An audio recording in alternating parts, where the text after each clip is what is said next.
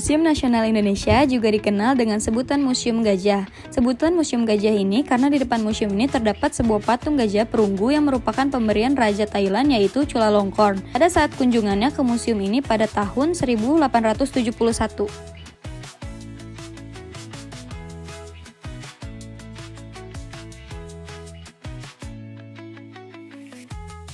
Museum Nasional terdapat beberapa gedung yang dimana awalnya museum ini berfungsi sebagai tempat penelitian dan pengumpulan artefak budaya dan ilmiah. Seiring waktu, koleksi museum berkembang pesat dari arca-arca Hindu, Buddha, prasasti kuno, hingga peninggalan kerajaan-kerajaan Nusantara.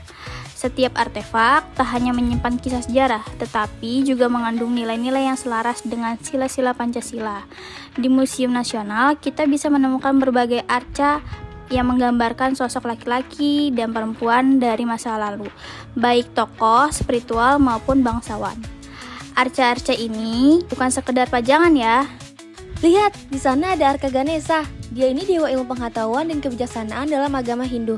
Wujudnya unik, kepala gajah, perut buncit, biasanya duduk santai sambil bawa alat tulis atau mangkuk makanan. Lucu tapi sakral.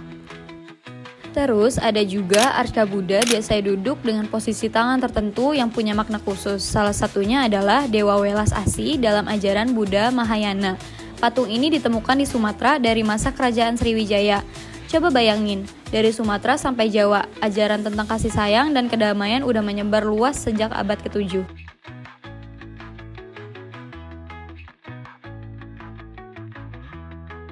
Dan jangan lewatkan juga Arca Siwa. Ini adalah dewa utama dalam kepercayaan Hindu. Siwa digambarkan sebagai sosok agung, kadang serius, kadang tenang, tapi punya energi yang besar. Sebagai pencipta sekaligus pemusnah, orang dulu menghormatinya sebagai simbol kekuatan alam dan perubahan.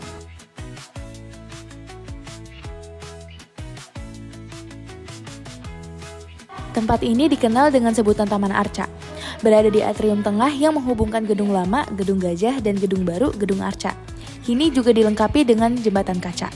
Koleksinya terdiri dari arca-arca Hindu Buddha, fragmen yoni, kolom dorik, dan artefak prasejarah yang disusun di atas hamparan rumput, menciptakan suasana alam dan sejarah yang menyatu.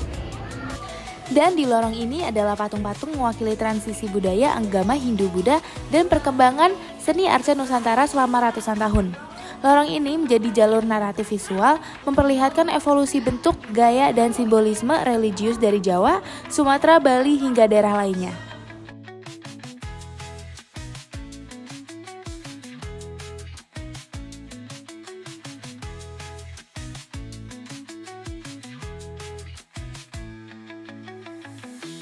Kalau kita bicara sejarah, seringkali nama-nama perempuan tenggelam di balik narasi besar para raja, panglima, atau politikus laki-laki.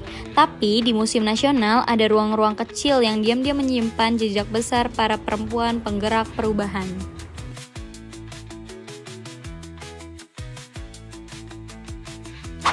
Salah satunya adalah koleksi dokumentasi dan benda-benda dari tokoh perempuan Indonesia seperti R.A. Kartini, Dewi Sartika, hingga Maria Walanda Maramis. Meski bentuknya sederhana seperti foto, surat, hingga buku, semua itu adalah bukti bahwa perempuan Indonesia sejak dulu aktif memperjuangkan hak pendidikan, kesetaraan, dan kemanusiaan.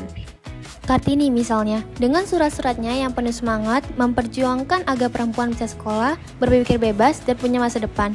Itu bukan hal kecil di masa penjajahan. Apa yang dilakukan Kartini sejalan banget dengan sila kedua, yaitu kemanusiaan yang adil dan beradab.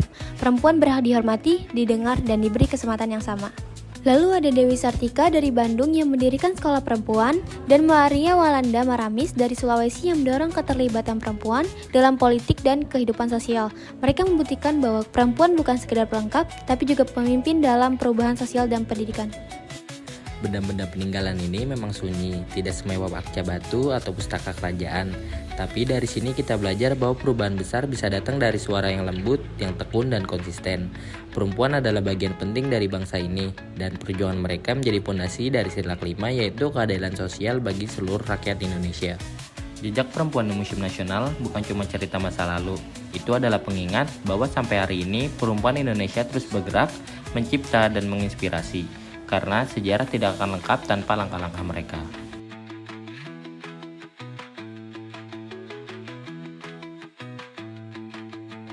Di Museum Nasional tersimpan sebuah Al-Quran kuno tulisan tangan dari abad ke-18. Halaman-halamannya ditulis dengan tinta alami penuh ketelitian dan dihiasi motif khas Nusantara. Ini bukan hanya kitab suci, tapi bukti bahwa masyarakat Indonesia sejak dulu hidup dengan nilai spiritual yang kuat. Al-Quran ini mencerminkan sila pertama Pancasila, ketuhanan yang Maha Esa. Ini menegaskan sejak dulu bangsa kita menjunjung tinggi toleransi dan keberagaman. Nilai-nilai Pancasila itu bukan sekedar teori, ia hidup dalam sejarah kita. Dan Al-Quran ini adalah salah satu buktinya. Para wali songo menyebarkan Islam memilih pendekatan yang sangat dekat dengan masyarakat. Salah satu contohnya adalah wayang.